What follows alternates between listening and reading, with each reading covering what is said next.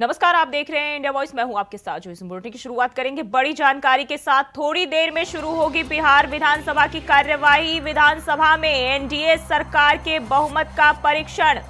विधानसभा में बहुमत साबित करेंगे नीतीश कुमार। तो बड़ी जानकारी सामने आ रही है। विधानसभा में आज एनडीए सरकार के परीक्षण होने हैं और विधानसभा में आज का दिन जो है एनडीए के लिए बेहद खास है, बहुत ही अहम बताया जा रहा है। विधानसभा में बहुमत साबित करेंगे नीतीश कुमार और थोड़ी देर में बिहार विधानसभा की कार्यवाही शुरू की जाएगी। तो ये बड़ी जानकारी सामने आ रही है। विधानसभा में एनडीए सरकार के बहुमत का परीक्षण होना है और विधानसभा में एनडीए सरकार के बहुमत का परीक्षण होना है। तो अब से थोड़ी देर में विधानसभा की कार्यवाही शुरू हो जाएगी।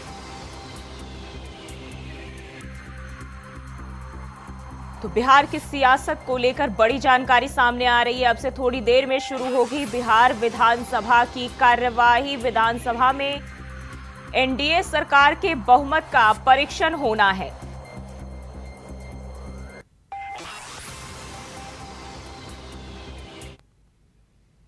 और एनडीए सूत्रों के हवाले से बड़ी खबर सामने आ रही है। बीजेपी के एक विधायक से संपर्क नहीं। बीजेपी एमएलए मिश्री लाल यादव से संपर्क नहीं हो पा रहा है। सूत्रों के हवाले से यह जानकारी सामने आ रही है।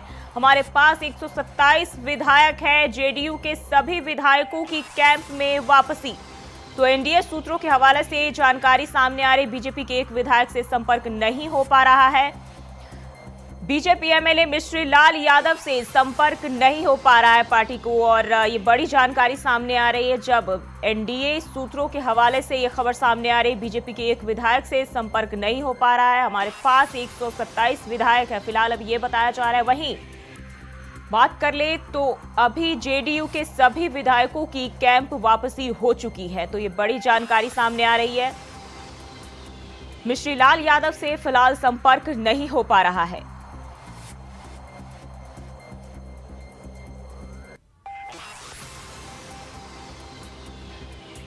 तो बीजेपी के एक विधायक से संपर्क नहीं हो पा रहा है। सूत्रों के हवाले से ये जानकारी सामने आ रही है। जेडीयू के सभी विधायक कैंप में वापसी कर चुके हैं। वहीं मिश्री लाल यादव से फिलहाल संपर्क नहीं हो पा रहा है। तो एनडीए सूत्रों के हवाले से बड़ी जानकारी सामने आ रही है। बिहार की सियासत को लेकर जेडीयू के सभी विधायकों की कैंप वापसी हो चुकी है। तो सूत्रों के हवाले से ये बड़ी जानकारी बिहार की राजनीति को लेकर सामने आ रही है। एनडीए सूत्रों के हवाले से खबर सामने आ रही है जब जेडीयू के सभी विधायकों की कैंप में वापसी हो चुकी है। वहीं बीजेपी एमएलए मिश्री लाल यादव से संपर्क नहीं हो पा रहा है।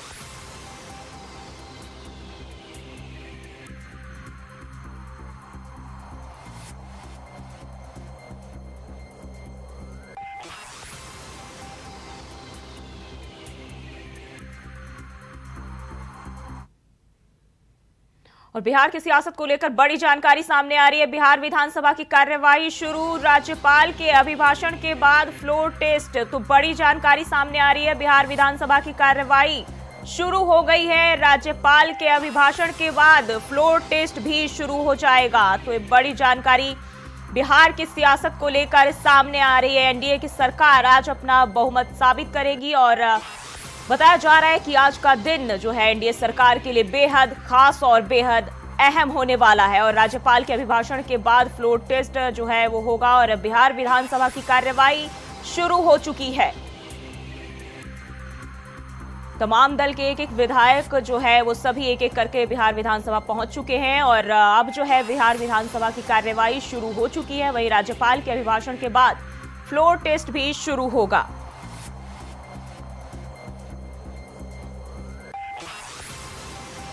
तो ये बड़ी जानकारी सामने आ रही। राज्यपाल के अभिभाषण के बाद फ्लोर टेस्ट होगा और बिहार विधानसभा की कार्यवाही शुरू हो चुकी है। आज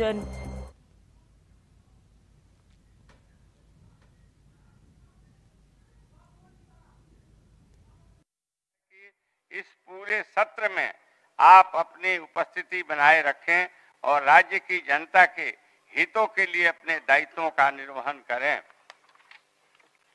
राज्यपाल से प्राप्त संदेश। माननीय सदस्यगण, बिहार के राज्यपाल महोदय ने निम्न संदेश प्राप्त हुआ है। भारत के संविधान के अनुच्छेद 176 खंड 1 के द्वारा प्रदत्त शक्तियों का प्रयोग करते हुए मैं राजेंद्र विश्वास आलेकर, बिहार का राज्यपाल, एतद द्वारा एक साथ सम्मेत बिहार विधान मंडल के दोनों सदनों को दिनांक 12 फरवरी 2024 को 11:30 बजे पूर्वाह्न में संबोधित करना चाहता हूं और बिहार विधान मंडल के विस्तारित भवन के सेंट्रल हॉल पटना में सदस्यों की उपस्थिति चाहता हूं। राजेंद्र विश्वास आलेकर, राज्यपाल बिहार, पटना, दिनांक 1/2/2024। माननीय सदस्यगण, अब से कुछ देर बाद यानी 11:30 बजे दोनों सदनों के सदस्यों के सहसम्मेत उपस्थिति में महामहिम राज्यपाल का अभिभाषण विस्तारित भवन के सेंट्रल हॉल में होगा। महामहिम राज्यपाल महोदय का स्वागत करने और उन्हें सेंट्रल हॉल तक लाने के लिए मैं विस्तारित भवन के मुख्य प्रवेश द्वार पर जाऊंगा। माननीय मुख्यमंत्री जी और माननीय मंत्री संसदीय कार्य विभाग भी इस हेतु निर्धारित स्थल पर आएंगे। इस बीच आप सभी माननीय सदस्य चलकर सेंट्रल हॉल में अपना अपना स्थान ग्रहण करेंगे। महामहिम राज्यपाल के अभिभाषण की समाप्ति के पश्चात पुनः इस समावेश में आज के निर्धारित शेष कार्य होंगे। अतः आप सभी माननीय सदस्यगण अभिभाषण समाप्त होने के तत्काल बाद सेंट्रल हॉल से आकर इस सदन में अपना अपना स्थान पुनः ग्रहण कर लेंगे। अब आगे की कार्रवाई सेंट्रल हॉल में होगी।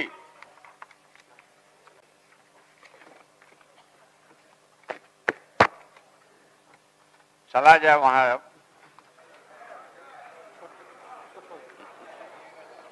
चल रहा है, हम कहाँ साथ छोड़ने वाले।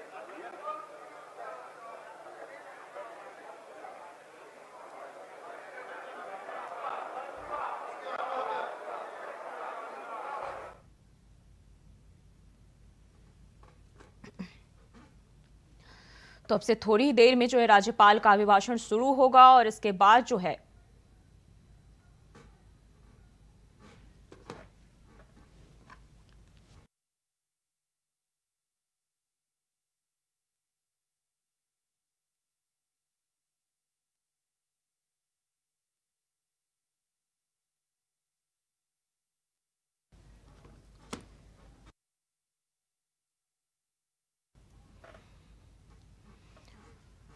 तो राज्यपाल के अभिभाषण के बाद जो है फ्लोर टेस्ट शुरू होगा और एक बार फिर से जो है एनडीए सरकार को आज बहुमत साबित करना है। और इसके बाद जो है अभी तक जो है कहीं ना कहीं तरह तरह की अफवाहें भी सामने आ रही है। कयास लगाया जा रहा है कि एक बार फिर से सत्ता पलट हो सकती है। हालांकि पक्ष विपक्ष दोनों अपने अपने दावे करते हुए दिखाई दे रहे हैं और आज जो है नीतीश कुमार को अपना बहुमत साबित करना है। और सीएम नीतीश कुमार जो है अपना बहुमत आज पेश करेंगे। तो बिहार की सियासत में जो है हलचल होती हुई दिखाई दे रही है।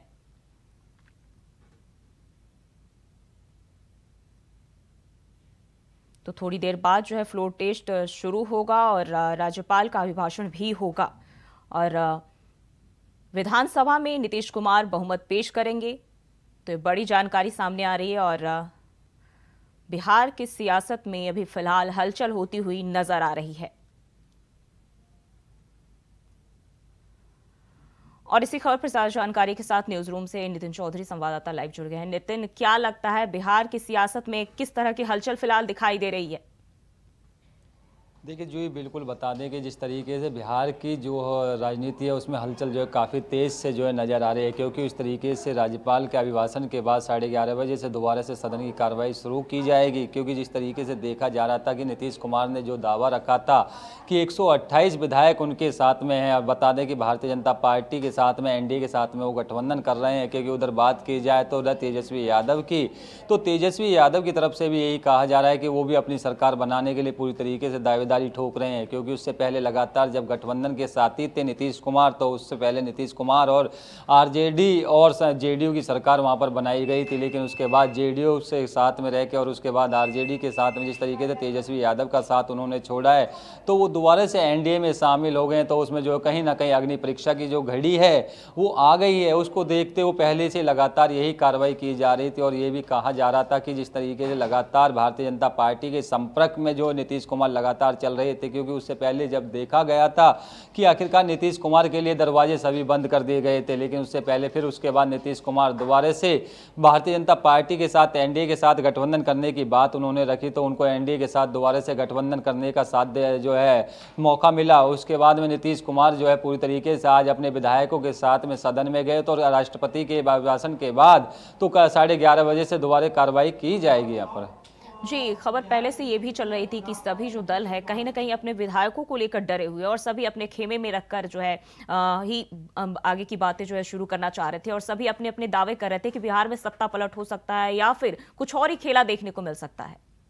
बिल्कुल, जिस तरीके से बात की जाए भारतीय जनता पार्टी की, तो भारतीय जनता पार्टी के पास 78 विधायक थे, लेकिन जेडीयू के पास 45, तो वहीं जीतन मांझी की जो पार्टी है एचएम, तो उसके पास 4 थे, निर्दलीय 1, क्योंकि टोटल 128 विधायक उनके साथ में थे। लेकिन उसके बाद लगातार 122 का जो बहुमत है उसको चाहने के लिए पूरी तरीके से प्रयास किया जा रहा था। लेकिन आरजेडी की बात की जाए तो आरजेडी के पास 79 विधायक हैं, तो कांग्रेस 19, सीपीआई एमएल जो है 12, तो वहीं पर 4, उनके पास 114 विधायक है तमाम गठबंधन के साथियों के पास। तो लगातार उसी जी नितिन, आपको रोकना चाहूंगी और बड़ी जानकारी सामने आ रही, थोड़ी देर में राज्यपाल का अभिभाषण शुरू होगा। सुबह 11:30 बजे राज्यपाल का अभिभाषण होगा। अभिभाषण के बाद बहुमत साबित करेंगे नीतीश कुमार।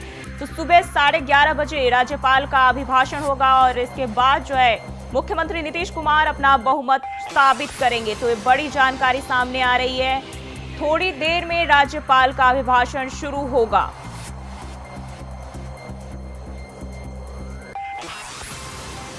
और नितिन हमारे साथ लगातार बने हुए। नितिन, अब से थोड़ी देर में जो राज्यपाल का अभिभाषण भी शुरू होने वाला है, क्या कुछ जानकारी निकल के सामने आ रही है? देखिए बिल्कुल जूही, जिस तरीके से राज्यपाल का अभिभाषण जो है 11:30 बजे का इसमें समय दिया गया है सदन के अंदर, तो वहाँ पर जो 11:30 बजे अभिभाषण शुरू होगा। उसके बाद नीतीश कुमार अपनी सरकार बनाने के लिए प्रस्ताव रखेंगे, क्योंकि बात की जा रही है कि जिस तरीके से नीतीश कुमार ने पहले ये आरोप लगाया था और वहीं भारतीय जनता पार्टी ये आरोप लगा रही थी कि उनके विधायक जो है किसी के संपर्क में है, कि उसके बाद जो है एक विधायक से संपर्क नहीं हो पा रहा था, तो वहीं सुबह से जीतन मांझी से भी संपर्क नहीं हो पा रहा था। लेकिन विधानसभा के अंदर जीतन मांझी जो है नजर आए, क्योंकि उस तरीके से देखा जा रहा था जीतन मांझी खुद इस बात को कह रहे हैं कि उनको जो है मंत्री बनाया जाए। उनके जो कुछ विधायक हैं, 2 विधायक वो मंत्री मांग रहे हैं, मंत्री पद मांग रहे हैं, तो खुद वो डिप्टी का जो पद है वो भी खुद मांगने के लिए तैयार कर रहे हैं। किस तरीके से जो उनके साथ में जो 4 विधायक हैं, 4 विधायक उनके साथ में, तो उसको लेते हुए वो भी दावेदारी ठोक रहे हैं। तो उधर बात की जाए तो आरजेडी की, क्योंकि तेजस्वी यादव लगातार इसी चीज़ को कहते हुए आ रहे थे कि अब की बार बिहार में दोबारा से जो खेला है वो होने वाला है, क्योंकि जब देखा जा रहा था कि 122 विधायकों का जो समर्थन है उनको मिल रहा है, क्योंकि उससे पहले नीतीश कुमार ने कहा था कि मेरे पास 128 विधायक हैं उसको समर्थन सरकार बनाने को लेकर। क्योंकि बात की जाए तो 243 सीट विधानसभा के अंदर है बिहार के अंदर, तो 243 में से 122 का समर्थन बहुमत जो है वहां पर सरकार बनाने के लिए साबित करना पड़ता है। तो उसके बाद में नीतीश के साथ में जो 128 की बात वहां पर कर रहे थे, लेकिन तेजस्वी की बात की जाए तो तेजस्वी यादव जो 114 विधायक उनके साथ में है, जिस तरीके से वो सरकार बनाने के लेकर वो भी अपना बहुमत रखने का प्रयास कर रहे थे। लगातार इस चीज़ को कहा जा रहा था कि इस तरीके से कि आखिरकार उनके जो है बिहार के अंदर खेला होने वाला है, क्योंकि 11:30 बजे अब ये पता चल जाएगा कि आखिरकार नीतीश के पास कितने विधायक हैं। क्योंकि नीतीश कुमार पहले से ही लगातार इस चीज़ को कह रहे हैं कि उनके पास में 128 जो विधायक हैं उनके साथ समर्थन देने के लिए तैयार है, बहुमत से सरकार बनाने के लिए प्रयास पूरी तरीके से कर लिया गया है। क्योंकि सुबह से लगातार यही देखा जा रहा है कि खेला कहीं ना कहीं दोनों तरफ से यही है कि खेला बिहार के अंदर होने वाला है। लेकिन अब देखना यही होगा कि 11:30 बजे के बाद अभिभाषण के बाद राज्यपाल का जो अभिभाषण शुरू होगा उसके बाद अपना समर्थन देंगे। फिर जो टेस्ट है वो अग्नि परीक्षा की घड़ी है दोनों ही नेताओं के लिए, वहीं नीतीश कुमार के लिए और तेजस्वी के लिए जो है अग्नि परीक्षा की घड़ी है। लगातार यही देखा जा रहा है कि आखिरकार 11:30 बजे किसकी सरकार बिहार के अंदर बनने जा रही है, क्योंकि नीतीश कुमार पहले गठबंधन के सहयोगी थे। सहयोगी होने के बाद लगातार उनकी सरकार जो है लालू प्रसाद यादव के साथ, जेडीयू के साथ, आरजेडी के साथ थे, लेकिन उसके बाद जेडीयू और आरजेडी की सरकार वहाँ बनी थी। तो दोनों की जो पार्टी सरकार थी वो लगातार बनी हुई थी, लेकिन उसके बाद नीतीश कुमार दोबारा से एनडीए में शामिल हुए। तो शामिल होने के बाद लगातार यही देखा जा रहा था कि आखिरकार जिस तरीके से अग्नि परीक्षा की घड़ी 11:30 बजे से जो है अभिभाषण के बाद शुरू होगी, कि आखिरकार यही देखना होगा कि आखिरकार नीतीश कुमार के साथ कितने विधायक हैं। क्यों नीतीश कुमार ने पहले ही ये बात कह दी है कि हमारे साथ में 128 विधायक हैं। बीजेपी के 2 विधायक अभी तक नहीं पहुंच पा रहे हैं, उनको भी यही देखा जा रहा है कि नीतीश वो कहां पर है, क्योंकि उनसे कॉल डिटेल निकाली जा रही है और उनसे पूछताछ के लिए उनके फ़ोन भी कुछ विधायकों को जो उस समय नेटवर्क नहीं मिल रहा था, तो उसको भी जो नीतीश कुमार ने ये आरोप लगाया था कि उनके जो विधायक हैं वो अभी लापता हैं, उनकी पूरी तरीके से फ़ोन का जो है फ़ोन से जो है संपर्क किया जा रहा है। नितिन, बहुत बहुत शुक्रिया आपका तमाम जानकारी के लिए। और वहीं प्रयागराज से खबर सामने आ रही, ज्ञानवापी मामले में सुनवाई, मुस्लिम पक्ष की याचिका पर सुनवाई, व्यास तहखाने में पूजा करने पर रोक की मांग, जिला कोर्ट के फैसले को हाई कोर्ट में चुनौती, 31 जनवरी को जिला कोर्ट ने दिया था आदेश, हिंदुओं को पूजा का कोर्ट ने अधिकार दिया था, 6 फरवरी को हाई कोर्ट में दोनों पक्षों की बहस। और ये बड़ी जानकारी, व्यास तहखाने में पूजा करने पर रोक की मांग को लेकर जो है वो सामने आ रही है। ज्ञानवापी मामले में सुनवाई और 6 फरवरी को हाई कोर्ट में दोनों पक्षों की बहस हुई और इसी को लेकर मुस्लिम पक्ष की याचिका पर सुनवाई की खबर सामने आ रही है।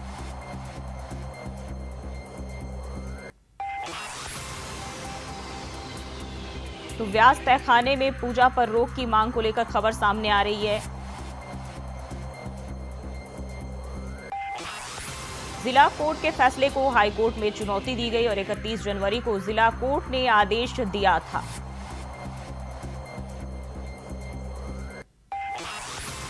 हिंदुओं को पूजा करने का अधिकार जो है कोर्ट की ओर से दिया गया था, जिसके बाद मुस्लिम पक्ष ने फैसले को चुनौती दी थी और 6 फरवरी को हाई कोर्ट में दोनों पक्षों की बहस भी हुई थी।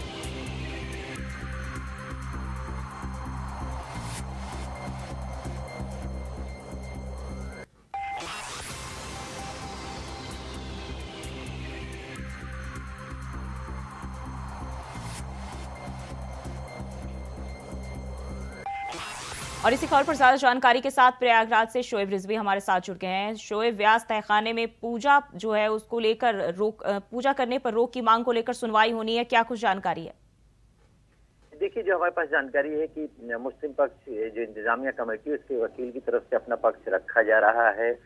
शुरुआती सुनवाई चल रही है। फिलहाल दोनों अपना अपना पक्ष रखेंगे और इसमें राज्य सरकार की तरफ से आज अपना पक्ष रखा जाना है, क्योंकि इस पूरे मामले में जहां जो निचली अदालत ने पूजा करने की अनुमति दी है उसको चुनौती दी गई है। साथ ही साथ एक और याचिका दाखिल की गई थी पिछले दिनों, जिसमें जो 17 जनवरी को रिसीवर नियुक्त किया गया था, जिसको हिंदू पक्ष ने 31 जनवरी को जब फैसला आया उसके बाद जब हाईकोर्ट मुस्लिम पक्ष आया तो ये कहा गया था कि उन्होंने जो मूल आदेश है उसको चुनौती क्यों नहीं दी है, जिसको लेकर कोर्ट ने उनसे पूछा था, जिस पर अब वो जवाब भी दाखिल मुस्लिम पक्ष करेगा, अपनी बात रखेगा। साथ ही साथ जो रिसीवर नियुक्त हुआ है उसके लेकर के राज्य सरकार की तरफ से भी क्या रुख सामने आता है, ये भी अब से कुछ देर बाद तय होगा। हालांकि सुनवाई शुरू हो चुकी है। मुस्लिम पक्ष के जो वकील हैं वो अपनी बातें रख रहे हैं। हिंदू पक्ष के वकीलों ने पिछली सुनवाई पर अपनी बातें रखी थी, आज फिर जरूरत पड़ने पर बात रखेंगे। तो कह सकते हैं कि अभी सुनवाई का सिलसिला चल रहा है और उसके बाद ही स्थितियां साफ हो पाएंगी। जी, अभी अगर हम बात कर ले जो हिंदू पक्ष है उनकी तरफ से क्या कहा जा रहा है इसको लेकर? देखिए, दोनों तरफ से अपनी अपनी दलीलें दी जा रही है। मुस्लिम पक्ष चूंकि तहखाने में जिस तरह से व्यास जी के तहखाने में पूजा करने की अनुमति दे दी गई है उसको लेकर के चुनौती देने के लिए इलाहाबाद हाई कोर्ट आया है, जिस पर रोक लगाने की वो मांग कर रहा है। हिंदू पक्ष चूंकि उसको अनुमति मिल चुकी है वो अपने पक्ष में दलीलें पेश कर रहा है। मुस्लिम पक्ष चाहता है कि जो रोक है वो लगाई जाए, वो अपने पक्ष में तमाम दावे पेश कर रहा है कि इस तरह की चीजें वहाँ नहीं होती थी, इस तरह की तमाम दलीलें हैं, जबकि हिंदू पक्ष अपने पक्ष में दलीलें दे रहा है। फिलहाल कोर्ट पर इसका क्या असर होगा, कोर्ट क्या रुख अख्तियार करता है, जब तक कि पूरी बहस पूरी नहीं हो जाती, सुनवाई पूरी नहीं हो जाती, इस पर कुछ कहना अभी जल्दबाजी होगी। इतना जरूर है कि दोनों पक्ष अपनी अपनी कोशिशें कर रहे हैं अपनी अपनी दलीलों के जरिए कोर्ट को ये बताने की कि जो कुछ उनके पक्ष में हुआ वो सही है। जी शोएब, अब क्या लगता है आगे कोर्ट की ओर से क्या रुख अपनाए जा सकते हैं, क्योंकि पहले भी जो फैसले आए वो सबूतों के आधार पर ही दिए गए हैं? बिल्कुल, कोर्ट इसी वजह से इस मामले में सुनवाई करके दोनों पक्षों की तमाम दलीलें और तमाम जो उनके एविडेंस है वो जानने की कोशिश कर रहा है। कोर्ट की तरफ से भी सवाल किए जा रहे हैं, वकील जो अपनी पक्ष रख रहे हैं, तो दोनों पक्षों की सुनवाई के बाद क्या कुछ निर्णय होता है उस पर टिप्पणी करना उचित नहीं होगा। लेकिन इतना जरूर है कि दोनों पक्ष अपनी अपनी दलीलों के जरिए साबित करने की कोशिश कर रहे हैं। फिलहाल कोर्ट उन्हें सुन रहा है, जब तक सुनने के बाद जब तक फैसला नहीं आ जाता उसका इंतजार करना पड़ेगा। जी शोएब, आगे जो है मुस्लिम पक्ष क्या रुख अख्तियार कर सकता है, क्या रास्ता है उनके पास? देखिए, जब तक इस पर फैसला नहीं आ जाता उस पर टिप्पणी करना सही नहीं है, लेकिन इतना जरूर है कि उसके बाद भी तमाम उनके पास रास्ते होंगे। फिलहाल मुस्लिम पक्ष जो अपनी दलीलें पेश कर रहा है, उसके बाद कोर्ट का क्या रुख होता है। चूंकि कोर्ट इसमें पिछले तारीखों पर भी इसकी सुनवाई कर चुका है, दोनों ने अपनी काफी दलीलें पेश की हैं। एक बार फिर आज सुनवाई जारी है और सुनवाई होने के बाद ही ये तय होगा कि कोर्ट ने क्या कुछ निर्णय दिया है, और उस निर्णय के बाद ही दोनों पक्ष क्या रुख अख्तियार करते हैं उसका इंतजार करना पड़ेगा। जी शोएब, बहुत बहुत शुक्रिया आपका तमाम जानकारी के लिए। और संभल दौरे पर मुख्यमंत्री योगी आदित्यनाथ अधिकारियों के साथ समीक्षा बैठक करेंगे। सीएम 19 फरवरी को पहली बार संभल पहुंचेंगे पीएम मोदी। कल्की महोत्सव को लेकर कार्यक्रम का आयोजन, कल्की भगवान के अवतार से पहले ही मंदिर का शिलान्यास। चौड़ा कंबोक गांव में महोत्सव की सीएम करेंगे समीक्षा। तो अधिकारियों के साथ समीक्षा बैठक करेंगे सीएम योगी आदित्यनाथ। और 19 फरवरी को पहली बार प्रधानमंत्री नरेंद्र मोदी संभल पहुंच रहे हैं, और इस दौरान जो है कल्की अवतार से पहले कल्की महोत्सव का आयोजन किया जा रहा है और इस कार्यक्रम में जो है शामिल होंगे। और इस दौरान जो है तमाम तरह की तैयारियां इसको लेकर की जा रही है। तो कल्की भगवान के अवतार से पहले ही मंदिर का शिलान्यास होना है और कल्की महोत्सव को लेकर कार्यक्रम का आयोजन भी किया जा रहा है। तो मुख्यमंत्री योगी आदित्यनाथ संभल दौरे पर रहेंगे और अधिकारियों के साथ समीक्षा बैठक करेंगे। और 19 फरवरी को प्रधानमंत्री नरेंद्र मोदी का संभल दौरा है और ऐसे में सीएम खुद जो है यहां जायजा लेने पहुंच रहे हैं, अधिकारियों के साथ बातचीत करेंगे।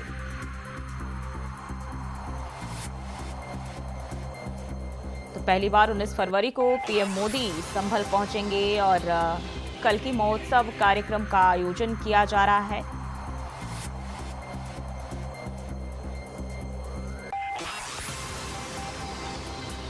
भगवान कल्की के अवतार से पहले मंदिर का यहां शिलान्यास किया जाएगा। और इस खबर पर ज्यादा जानकारी के साथ संभल से सतीश सिंह हमारे साथ जुड़ गए हैं। सतीश, कब से सीएम योगी का दौरा हो सकता है संभावित? देखिए, हम आपको बता दें जिस तरह सीएम योगी आदित्यनाथ यहाँ पर मौके पर पहुंच चुके हैं और यहाँ पर जो मीडिया के लिए पुलिस ने रोक दिया गया है। सवाल उठता है कि जिस तरीके से यहाँ पे योगी आदित्यनाथ पहुंचने के बाद में यहाँ निरीक्षण करेंगे, क्योंकि 19 तारीख को मोदी जी आएंगे। तो मोदी जी आने के लिए निरीक्षण करने आए हैं, यहाँ पर डीजीपी आए हैं और मुख्य सचिव भी पहुंच चुके हैं। लेकिन जो मीडिया है, पूरी मीडिया के लिए यहाँ प्रशासन ने रोक दिया गया है, अंदर नहीं जाने दिया गया है और कुछ न कुछ कमियां हैं जो कि प्रशासन इसको छुपाए बैठा है। तो इसलिए मीडिया बाहर हंगामा कर रही है। उनका ये कहना है कि हमें जो है अंदर नहीं जाने दिया जा रहा है। योगी आदित्यनाथ पहुंच चुके हैं और निरीक्षण कर रहे हैं। जी, अधिकारियों के साथ बताया जा रहा है बैठक भी करेंगे। इस दौरान क्या कुछ दिशा निर्देश दिए जा सकते हैं, क्योंकि 19 फरवरी को पीएम मोदी का भी दौरा है? देखिए, बता दूं जिस तरह से अंदर से कोई सूचना नहीं आ रही है किस तरह की कोई मीटिंग होगी या बैठक होगी, ये बताया गया था बस सुबह कि एक बैठक होगी और मीडिया को अंदर जाने दिया जाएगा। लेकिन अंदर से कोई सूचना नहीं आ रही है। योगी आदित्यनाथ पहुंच चुके हैं और निरीक्षण कर रहे हैं। और यहाँ पर मैं जो बताना चाहूंगा कि मीडिया जो बाहर हंगामा कर रही है, उनका यही कहना है कि हमारे अंदर कोई सूचना नहीं मिल रही, तो हमें क्यों बुलाया गया यहाँ पे। तो जी, बताया ये भी जा रहा है कि कल्की महोत्सव का आयोजन किया जा रहा है और कल्की अवतार से पहले यहाँ मंदिर का भी शिलान्यास किया जाना है। जी हाँ, मैं बता दूं जिस तरह से यहाँ पर कल्की जो यहाँ पर जो उत्सव मनाया जाता था और ये कांग्रेस में नेतृत्व प्रमोद जी उनकी जो है मंदिर का निर्माण उन्होंने सपा सरकार ने रोक दिया गया था। लेकिन अब जो है बीजेपी में जो है इनका निर्माण किया जा रहा है और बहुत लंबे समय से अर्जा था और अभी 19 तारीख को शिलान्यास किया जाएगा। जी सतीश, बहुत बहुत शुक्रिया आपका तमाम जानकारी के लिए।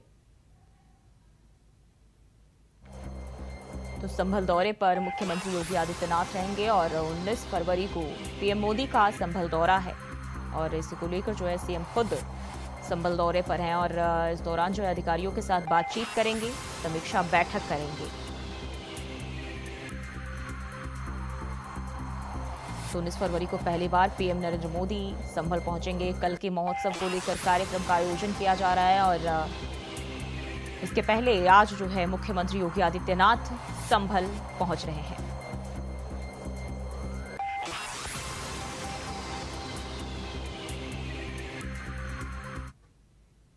और फिलहाल के लिए बुलेटिन बस इतना ही। खबरों के लिए बने रहे इंडिया वॉइस के साथ।